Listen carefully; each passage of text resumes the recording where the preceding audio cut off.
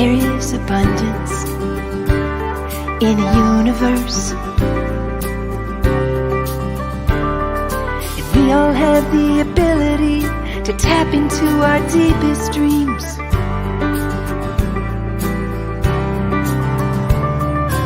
You can learn and grow at your own speed, and build a business based on your own needs. Well, I bet you didn't know you could make money from your home and take control of your security. Yeah, I bet you didn't know that you could make it on your own and take good care of your family. Why do we wait until tomorrow when we could do it today? Step out of your comfort zone and take a leap of faith. You can learn and grow at your own speed, and build a business based on your own needs. Well, I bet you didn't know you could make money from your home and take control of your security. Yeah, I bet you didn't know that you could make it on your own and take good care of your family. Bedrock bookkeepers rock it from their home. Bedrock bookkeepers make it on their own. Bedrock bookkeepers living in the zone. Well, I bet you didn't know you could make money from your home and take control of your security. Yeah, I bet you didn't know that you could make it on your own and take good care of your family. Well, I bet you didn't know you could make money from your home and take control of your security. Yeah, I bet you didn't know that you could make it on your own and take good care of your family. Well, I bet you didn't know you could make money from your home and take control of your security. Yeah, I bet you didn't know that you could make it on your own and take good care of your family.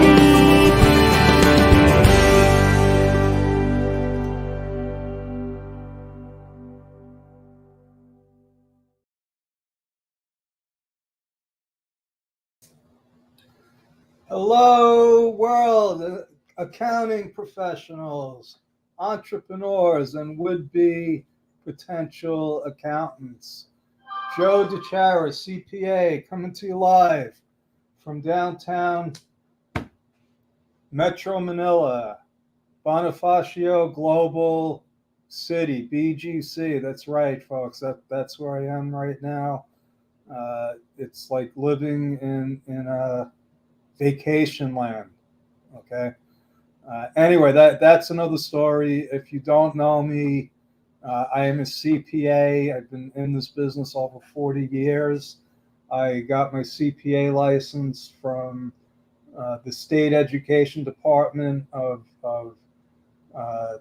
New York State in 1987, March of 1987. I've never had a complaint. That doesn't mean that people haven't complained about me. That doesn't mean that they haven't complained. But I have had a long career. I've worked with thousands of small business owners, thousands of individuals over that time. And part of my expertise, part of my experience was handling tax problems, all kinds of different tax resolutions, from offers and compromises to tax audits and, yes, even criminal investigations. And one interesting fact is where the accounting firm where I got a lot of my tax resolution experience from was a small firm in Midtown Manhattan. They had a lot of clients. They had been around for a long time. It was what I thought a CPA firm. There was a CPA that started it. Okay, he had retired and sold it to two other individuals who had hired me. And as far as I knew when I was hired, this was all in the up and up. The former owner was still in the picture, still signing off on all the returns on it. That wasn't my job. My job was to resolve tax problems. Until what happened was five of our clients got a letter, and it said, please contact special agent so and so. So I'm the tax resolutions expert in the firm.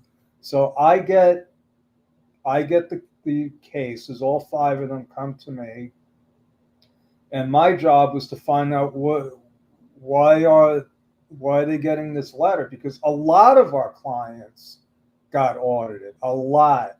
I mean, we had actors, people that were on Broadway, stagehands, doctors, all kinds of people, real estate people. And like I said, we had hundreds and hundreds of clients, businesses, rich people, uh, and a lot of them got audited.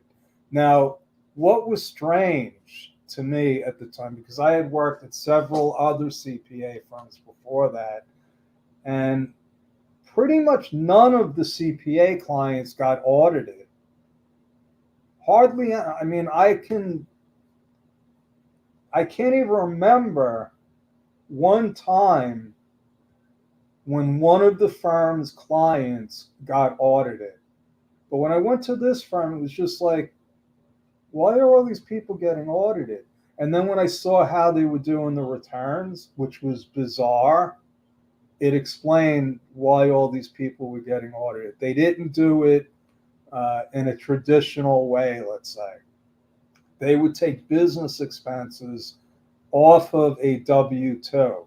So if somebody had a W-2 for $200,000, they would put a schedule, attach a schedule to the return, and put business deductions. They would claim that the person was in business, even though they had a W-2. And they would take, let's say, $100,000 in business expenses. So on line 7, where you're supposed to put wages, they didn't put 200,000, they put 100,000. That's an automatic rejection from the IRS. This was before electronic filing. Everything was done by paper. So that's the way the system was. So the letters,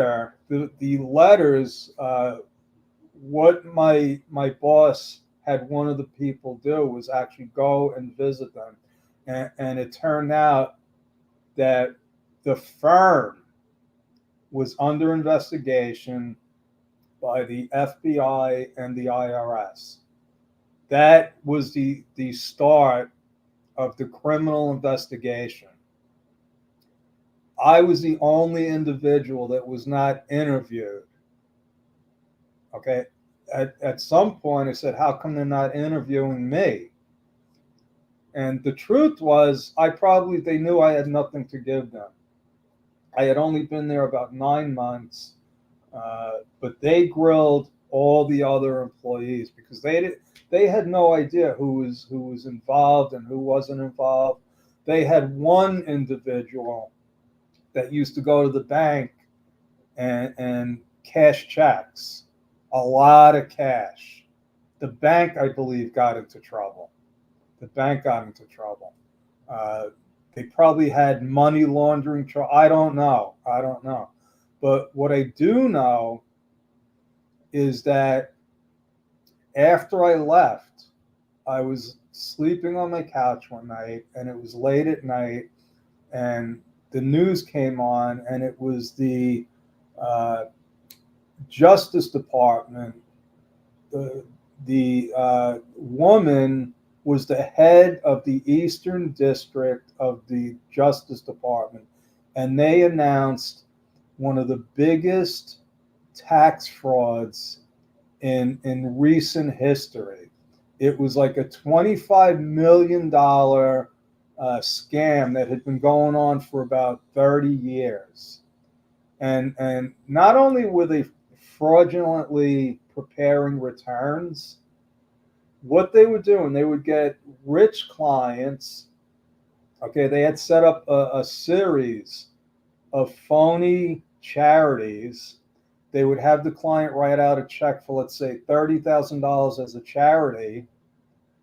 They would take 10%. Okay, so the client, and that's where a lot of the cashing of checks were involved.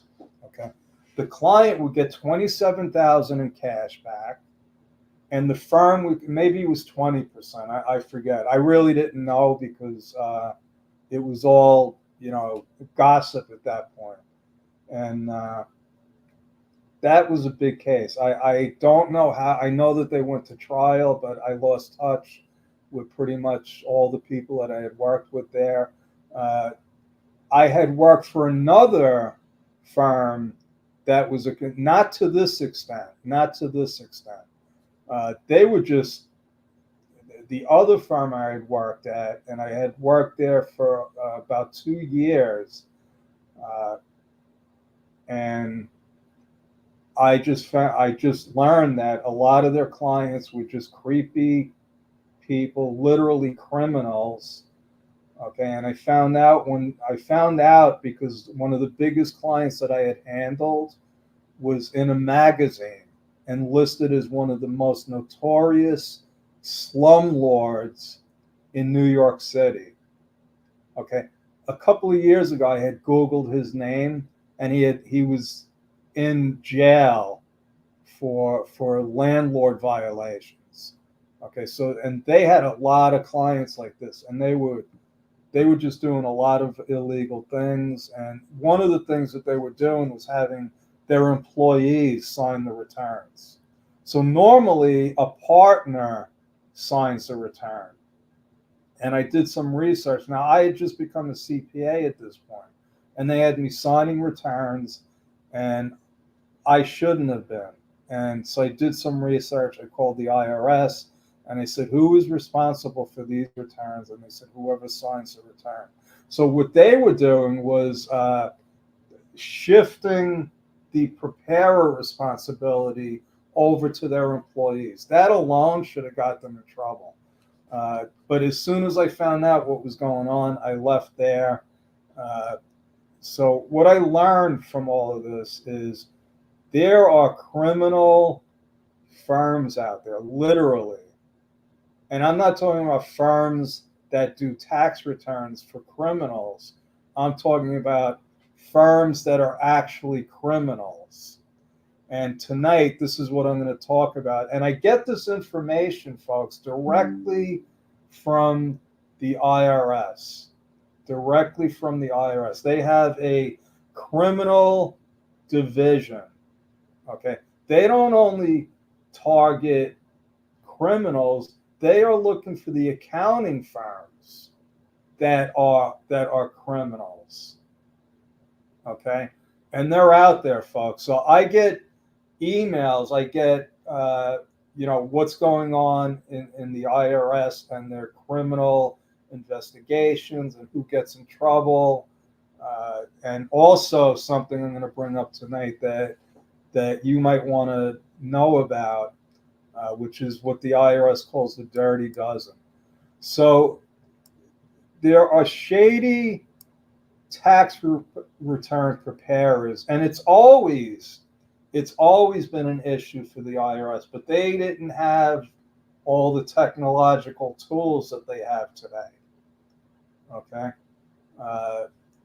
what they're doing now, and if you don't know by now, they've been authorized to hire an additional 80,000 employees. The problem is they can't find 80,000 people that want to go to work for them, but they've been authorized. Okay, and this is what they've said. there's going to be enhanced oversight, more enforcement action, reporting mechanisms. Okay, and what is a shady return preparer? It's somebody that doesn't follow the rules. They're going to bend the rules. They're people that will just turn a blind eye to some of the things that their clients are doing, or trying to be heroes for clients and making sure that they get a refund. It's become harder and harder to do that because of technology, because basically because of technology. But it's going to be even harder because of the laws that they passed during COVID. And part of that was they passed the law to upgrade the IRS's internal systems and to hire another 80,000 people. So one of the programs that they have every year is what they call the IRS's Dirty Dozen series. And they listed the 12 top areas that they're targeting. So one of them is called phishing. Okay. And I'm not exactly, let's go to the slide. Here's the IRS's Dirty Dozen. Phishing is one of the areas. And so phishing is, I think it's, they're going to send an email and try to get you to give them information. It's like they're going phishing. Return preparer fraud. That's what I'm talking about. And they get caught all the time. Inflated refund claims. And that's what I'm talking about. They're going to take tax credits that they're not entitled to. And that's been a big area, especially recently, where they have the employer retention credit. The ERC was a credit that the IRS installed for people that actually kept employees working during COVID. And the thing was, they said if you got what they call a PPP loan, or payroll protection loan, okay, those were forgivable. So if you got a PPP loan and had it forgiven, you don't qualify for the ERC. I don't know anybody that got a PPP loan that didn't get it forgiven. So right away, they're not entitled. The other thing is you had to have a loss of revenue. And there were parameters. There was a certain percentage during this time, and then a certain percent. And it was easy for these, and what they call them are promoters. There's people, and they don't even necessarily have to be a CPA firm. Okay, so you didn't have to be a CPA to file a claim for these ERCs. So there were, where I came from in New York, there were ads constantly on the radio. Okay, and I'm sure all over the internet, on YouTube. So it was easy for them to promote these credits, and there was a lot of money. I mean, I'm talking about billions and billions of dollars. They would get a commission from the small business owner, and for some reason, and this always kills me, the IRS didn't double check. Like, for instance, if somebody filed an ERC, they should have been able to check if they had a payroll protection program loan forgiven, because automatically they didn't qualify. But that's a whole nother story. So we have actual return preparer fraud, inflated refund claims. These are a couple of the dirty dozen. This is why you need to hire a qualified tax preparer, because this is not something new. This is the norm. So it's become, when I started in this business 40 years ago, anybody could do a tax return. Anybody. So there were all kinds of fly-by-nighters, scammers. So now you actually have to pass a suitability test with the IRS. Every year I have to file for what we call a P10. And they're going to ask me if I filed all my tax returns. Do I owe any back taxes? Have I been convicted of a felony? All right. So if any of those things come up, they're going to not allow me to have a P10, which means I can't prepare tax returns. Now, I could lie on that. Again, I think even if you claim bankruptcy, I'm not sure, but they do ask you that. They don't want people that are financially irresponsible to be preparing tax returns. So how do you choose a qualified tax preparer? So there's a couple of ways you can do it. So one of them is you could go, so like I'm a CPA certified in New York State. You can actually go on the New York State Education Department website and see if I have had my license suspended, if it's still in good standing. Okay. And every state has a licensing board. You can actually go on the IRS website, and they will provide you with a database of all the registered tax preparers. Okay. And there's also professional associations that you can double check. So, I've heard horror stories from people, from clients. Nobody comes to us to get their taxes done because everything's up to date and they're happy with their client, with their accountant. So you have to do some background checks. Okay, so again, I forgot to advance the slide. Sorry about that. So this is state licensing boards, IRS P10 directory, and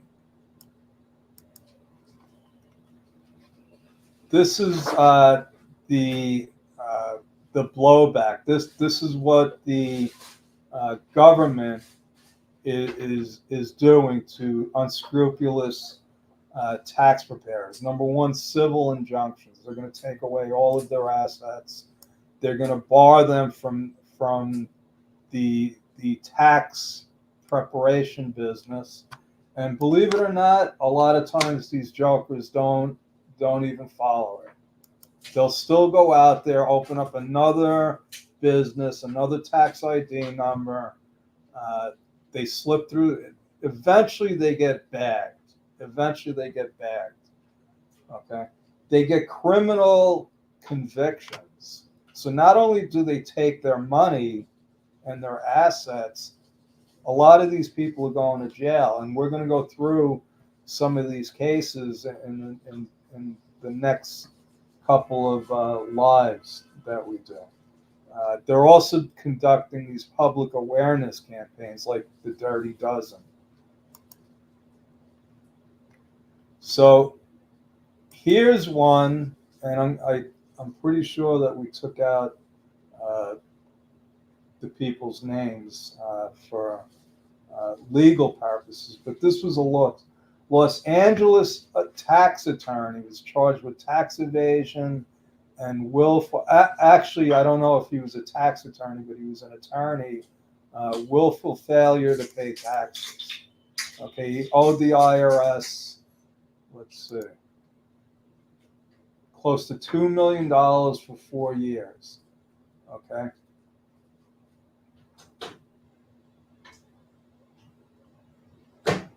So This could be due to a bunch of different factors. It could be underreporting income, failure to pay taxes owed, penalties, interest, overstating expenses, involvement in tax evasion schemes. It's important to note that owing such a large amount can have serious legal and financial consequences. The IRS has the authority to take enforcement actions to collect unpaid taxes, including placing liens on the property, garnishing wages. It's not, nothing good comes out of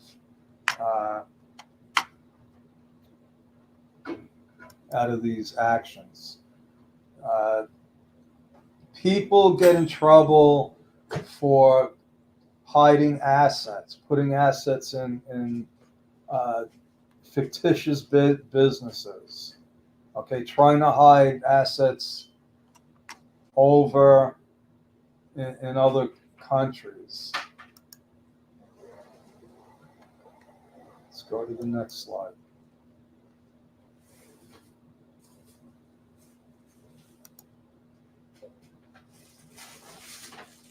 Grimes, it should be crime, sorry about that, allegedly withdrew approximately 1.6 million in funds from the accounts and cashier's checks during those years. So this is, again, that attorney. He just cashed checks.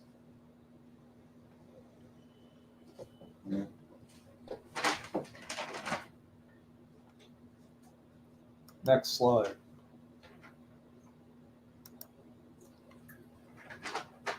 This individual filed individual tax returns for the years from 2018 through 2021 and did not report that he owed approximately, this is an accountant, that he owed approximately $700,000 in taxes.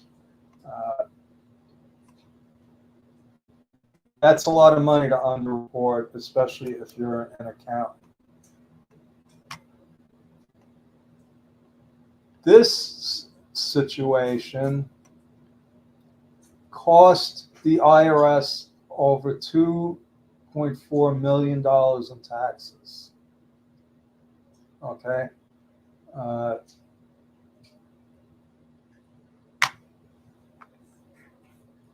Next slide.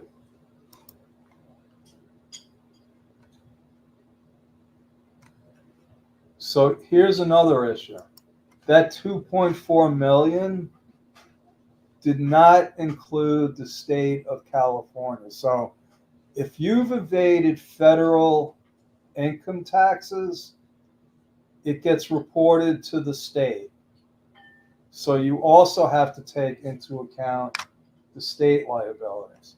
So that's the story for tonight. We are going to be doing this sort of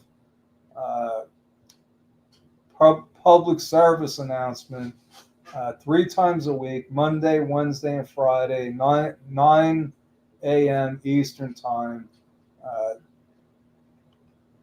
I want to invite you to connect with me if you have any questions or comments on how to avoid getting scammed by one of these unscrupulous accountants. Just go to Time with Joe and mention that you saw me on the Facebook Live. This is my business, and like I said, you can look me up on the New York State Education Department website, and also I am on the IRS's website.